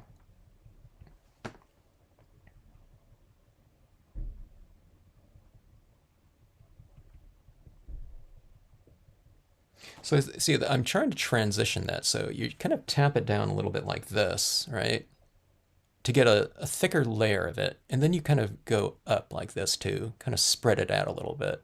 Okay, so it's not just like this glob of solid white there, something like that. And then you're like done. So you kind of feather it up a little bit. And you do that with the dryer tapping. So you're adding it down here like this and building it up a little bit. And then you're kind of going up like that. And that's like with all areas. Like this right in here gets a little harsh. So I'm taking this and you're going in here like so. And then you kind of take it up there a little bit like that. You know, you kind of transition it a little bit.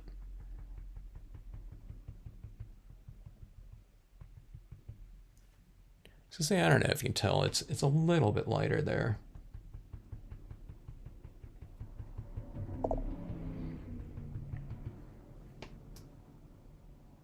Okay. Now that a couple of those branches, they're still like wet. I don't know if you can tell right there. That one's like a big puddle of wet ink there. So I better not go up on those, but let's take a look and see how that's looking. It's weird not working on a horizon card right here because this would have been like folded right here. Okay, now see, this is all kind of fairly harsh in here in terms of our textures. So here's an opportunity right here. Here's our light down here, and I can work from light into that darker area a little bit. And it's not to make it white. What we're doing is we're just going for kind of lighter, okay? So we're just going like here. So we're going in the lighter area, and then you're just, again, it's like you're just kind of transitioning that up a little bit. So, you know, just kind of, you know, have a feel for how much ink is on your applicator. I find that the cotton balls work really good for this because it's a really soft material. Like that. And look at that glow right there.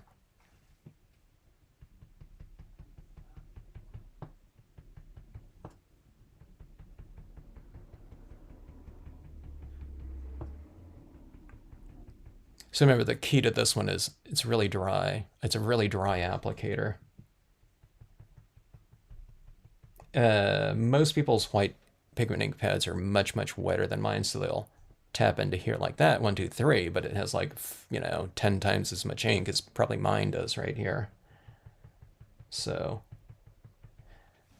tap lightly, dab off a little bit, and then go on there. Or just have a, you know, like a dark piece of paper so you can see how much ink is coming off there. You don't want too much ink coming off at any given time. You can spread it around a little bit. You can use like a different kind of motion if you want to, too. Again, my ink pad's a little bit dry, so I kind of have to kind of tap it down like that to get, you know, some of that ink to build up. But see that row right there, it looks a little bit different, even just doing that, right? So see, it was this consistency right here all the way up, but you just throw a little bit like that, and it just varies it. See this row right here, how that sharp line goes down like that? I mean, it's not super sharp, it's still kind of, you know, light, but see this lighter area of my flowers, we're saying that light is hitting it there, so you can kind of put that light into the mist right there too, or right here. Here's this lighter row right here. So you can say that some of the moisture in the air is being illuminated as well. Like about like that. If you want to put some little bit of mist behind the row, then you can mask off like this too, and just kind of put it wherever. I'm not going to make it too white in the really light or darker area, so I can just kind of go like this a little bit and get a little bit of a misty tinge right in there like that. Let's throw some right here too.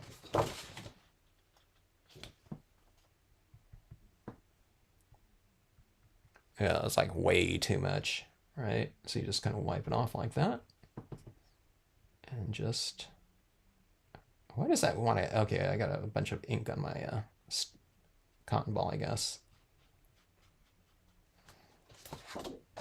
But see that little mist like that. So see how this is all kind of coming together? It's kind of unifying it a little bit with a little bit more texturing and light and kind of atmosphere in here.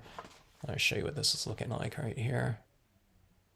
Maybe I shouldn't put any up there. We got a lot going on down here. Maybe we should have this up here as a little bit more of a kind of a textural contrast than everything that's going on down, in this area. But here, so here's some of that pigment ink right there. I think there's some right there. Here. There's a little there, and then it's down there. And then, of course, up on there on that horizon line up there. Okay. I'm really tempted. I'm not sure, though, but this character... See, it's really dark right here, so I don't know if this character... The scale might not even be right. Yeah, I guess she would have to be, like, right up here. I think this looks too small. Okay, so that rules that out. I'm not going to put that person in there. Now, if that lady with coffee or something like that was, put in here, that'd be kind of interesting. I'd have to stamp her out, then cut her out and put her right here. But that'd be kind of interesting, having someone sitting there out there at nighttime, kind of looking at the moon. So we'll do a psychological test. Is that moon rising or is it setting? All right, let me see something here. I'm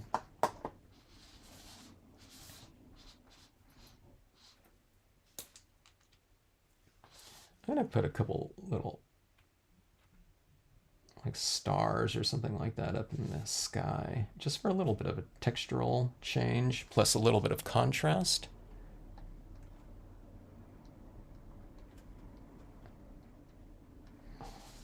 Okay, something like that. It's like little pinholes of light coming through like that.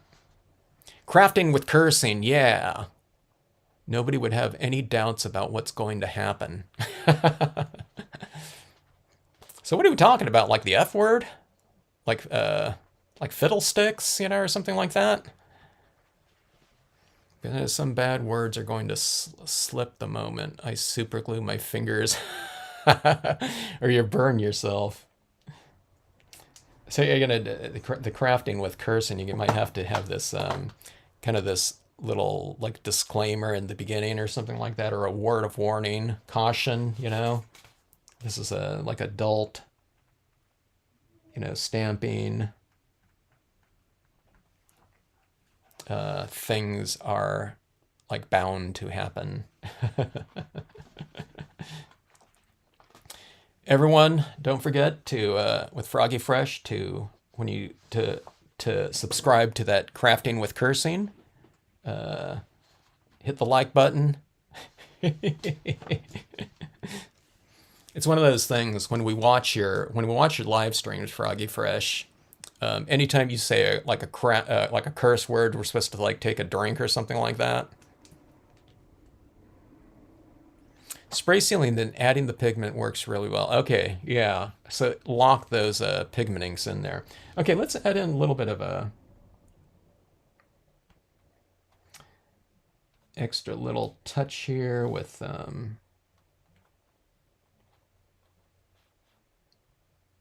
some lightning bugs, as they call them.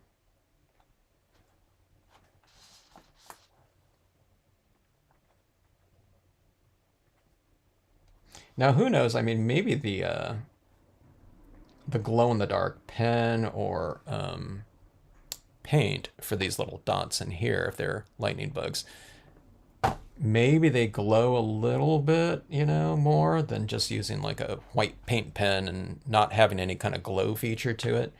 But we were talking about having some like fireflies on the glow-in-the-dark vinyl, but the glow-in-the-dark vinyl is just like so strong of a glowing element that, you try to use like glow-in-the-dark paint on there, and these things are not going to look like they're glowing because the glow-in-the-dark vinyl is just so much brighter, so it's like the background's brighter than the light sources, which are the lightning bugs. So, I know I haven't figured out that, but on something like this, where only these things would be glowing and all this is just going to be, kind of darker, then maybe that would be okay, as far as, little dots of paint being our light source. I don't know. Okay, so let's make some of these glow down here. All right.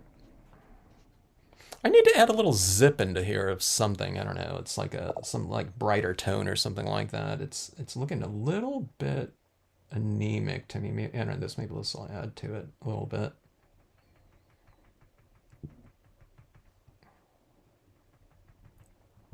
Same concept as adding in the the pigment ink in here. I'm just adding like a small amount where I can still see that dot, that white dot through the applications of this. In other words, I don't want a big, like slathering of this ink. I just want it to kind of glow. So this type of technique works really well for things like stars too. If you have a night sky with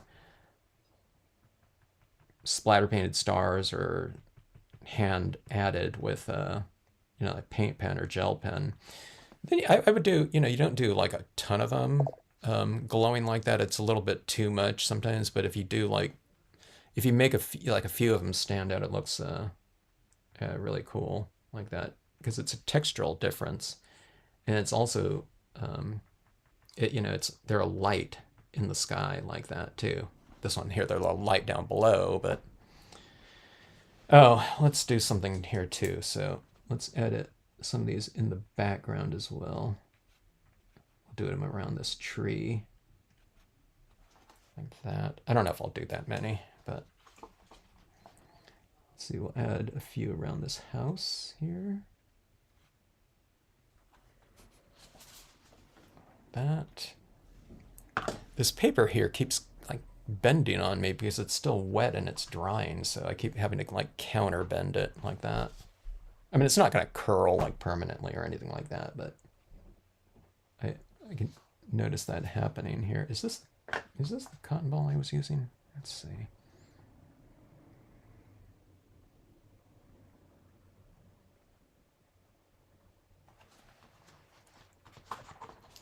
This is that little glowing little things around that tree like that. And we'll add some right down around that house too. I try to tap a smaller amount around these ones in the distance, more so than the ones up front. So these ones right here, I'm kind of moving it a little bit and getting a wider application around these closer ones, because their light would be stronger.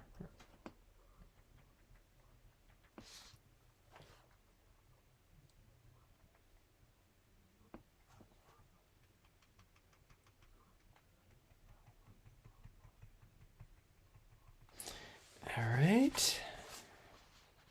So I have that going on. Okay, it's real glary there. Let's see what this looks like here. Okay. So I have that. Let me see if I can get a little of that. I grabbed this last time. I wasn't quite sure. I think I was trying to put it over the top of Brilliance, over the top of that glow in the dark or something like that. Let me see if I can get a little of this in there.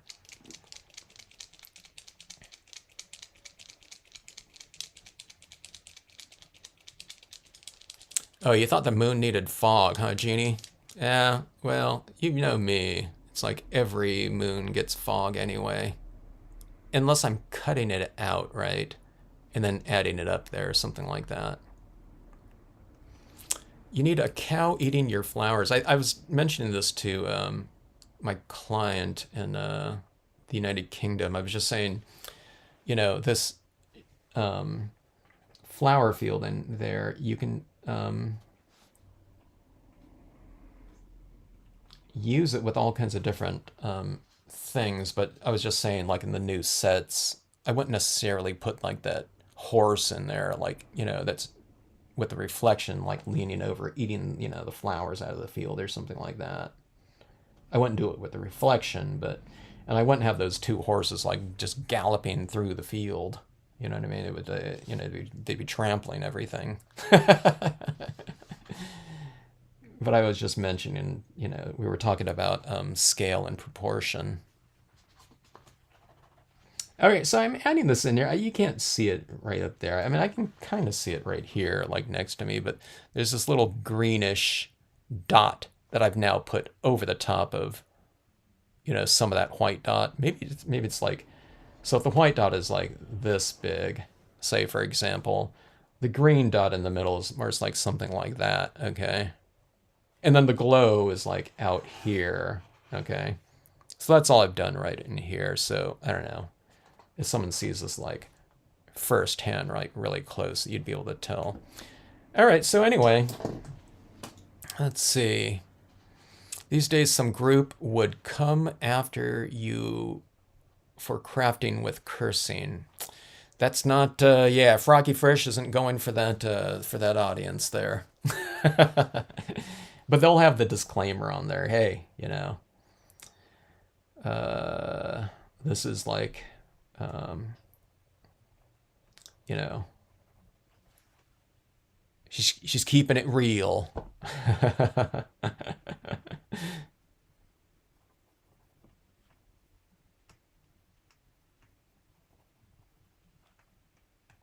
Okay, so going with a little bit of brighter tones in here. Like I said, it was looking a little bit anemic, and we needed a little bit more like brighter tones here and there. So just trying to increase the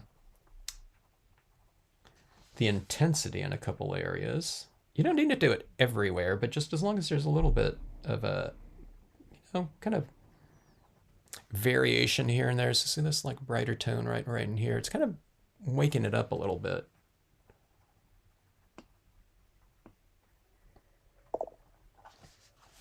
Let's go in some of these other rows here, like that.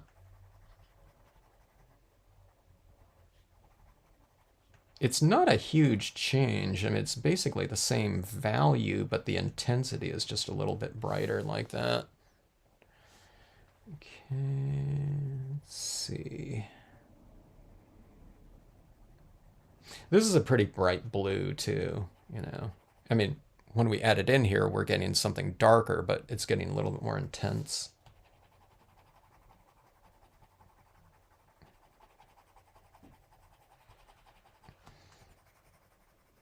I'm being careful not to go over my, you know, my fireflies right here.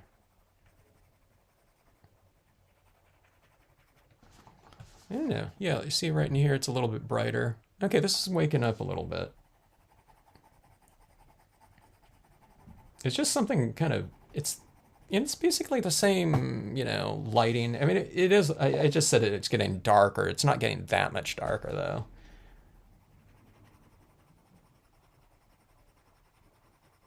Now, I used to do this all only with like dye-based inks. I might go in there and I'll brighten it up a little bit, but I don't know. It's just, on the semi-gloss cardstock, it really allows for, you know, the colored pencil, you know, applications in there. And sometimes it's just easier to do it with the colored pencils in specific areas than, you know, wadded up paper towel. All right, let's see.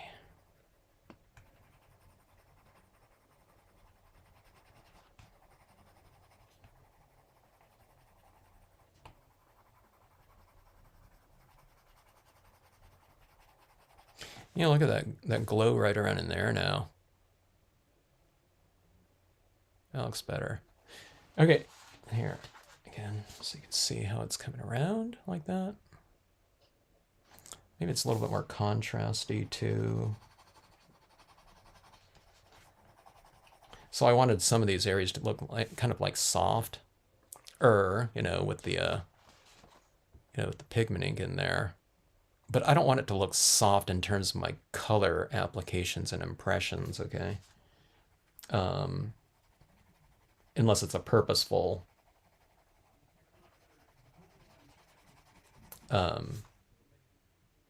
texture.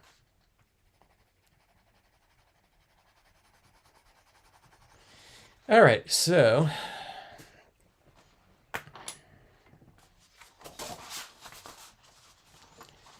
there you have it, I think. We'll spray seal this one. And, okay, I just thought of something. I wonder if this one would be an interesting candidate for some of that glow powder somewhere. I'm not sure. In here.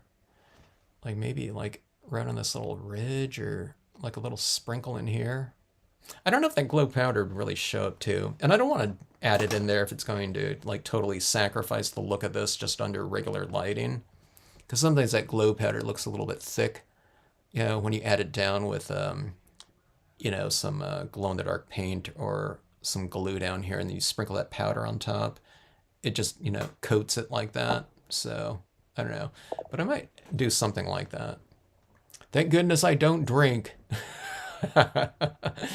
crafting with cursing and drinking with the apostrophe n.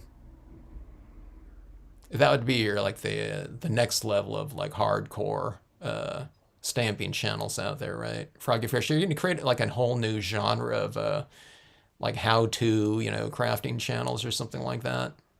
You might be filling it, yeah, like a niche,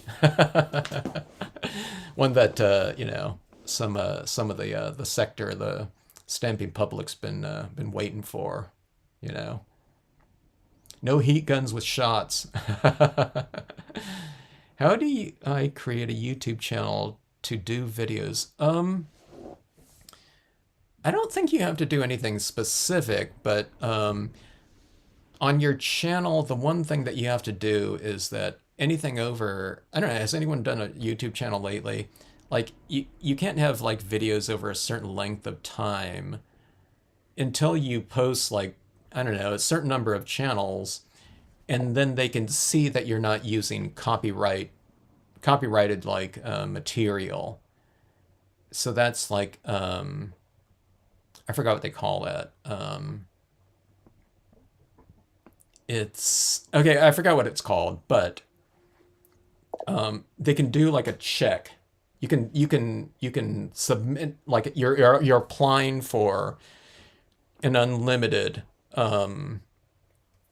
you know time frame or length for your videos, and then they'll just, you know, they can easily see if you haven't done anything against their rules, okay? And then if you haven't, then you'll be extended that time frame. But I don't, that cursing though, that might be against the rules now. I think if people say certain words too now, I don't know if the channel comes down or if it's just the ones that are monetized are demonetized maybe, or the whole channel's demonetized. I forget. There's something like that. I don't know. You can just read or just what. There's like tons of videos too on how to create a YouTube channel, you know, for that too. Stamps with Chinese lanterns. I don't. That would be awesome with the mystic line of imagery though. Chinese lanterns. That'd be pretty cool. Let's see. They glimmer when the light hits it. I should try some of those. Do I have some of that? No, I have gel pens that are glitter and metallic gel pens in that 180 color set. I've never used them though, I don't think, those ones. I think when I got that set of gel pens, I wasn't doing so much of the you know, like the metallic cardstocks, and, you know, certainly wasn't experimenting with glitter. But yeah, I don't know, I totally forgot about those ones. And I don't have metallic colored pencils, but like I said, I like have the silver and just the gold one that just came with the set. Anyway, crafting with cursing, yeah. Granny is going to Beach Lodge. So your channel logo is just going to be the CWC. Is that going to be like a Facebook group too?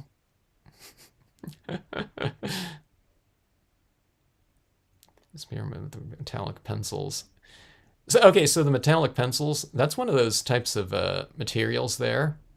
You know, going back to the beginning of this video, it might be pretty tough to show kind of the spirit of them in a photograph, and definitely in a scanner. But Yeah, so on that, when you shoot a photograph with that, you might hold it at a certain angle, so that like even this is like really glary like that, like especially up top like that. So you have to get it at the right angle like that. Or sometimes, oh, okay. So another tip on photographing too. Sometimes, like if I'm too close to something, I'm picking up all the glare, so I shoot from distance, but then I zoom in on like my camera, and sometimes that cleans up the shot a little bit more, and I don't have the glare. And it's again, it's especially with those real kind of reflective types of surfaces, which could just be sometimes. Here, I just adjusted my lighting here a little bit on my camera because it was exposing for a little bit, I don't know, too much. But anyways, that's what the sync card looks like a little bit more. But yeah, try that too. So you can, yeah, like I said, you can kind of stand at a little bit more of a distance like that. So yeah. Yeah, the crafting with cursing. Are you ready with do you have a full repertoire of like curse words? Does anyone have any like good ones that Froggy Fresh might be overlooking? We're gonna do this thing too. We're gonna have this contest on your live streams. There's gonna be like the 5 top curse words or something like that, and each one of us like picks one, and then we're gonna have this running count of how many times you said, whatever. And then and then we'll tally them up at the end of the live stream, and we'll see who won. Who won that the card or project that you just worked on.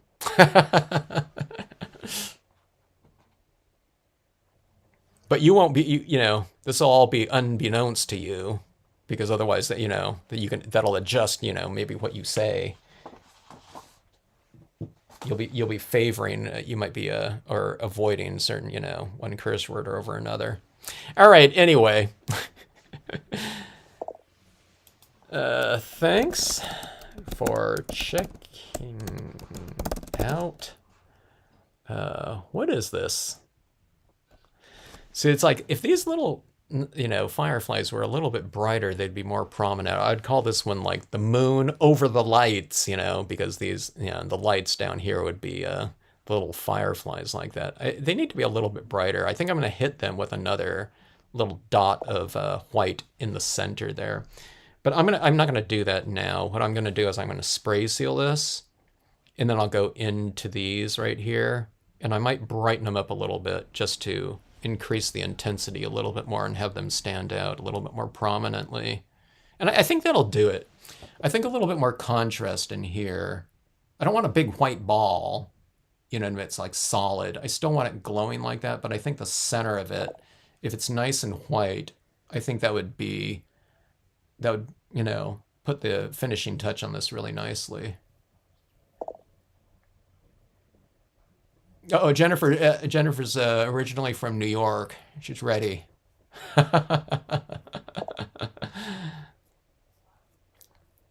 So that'll be like, that's not, that'll be nothing. That channel for you, Jennifer. It's like nothing, right?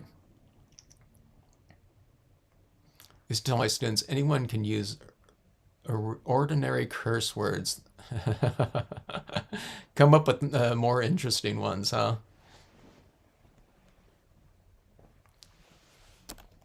All right, thanks for checking out the moon. The moon over the, I like the moon over the lights. If this was on crafting with cursing, it might be the moon over the blank lights, All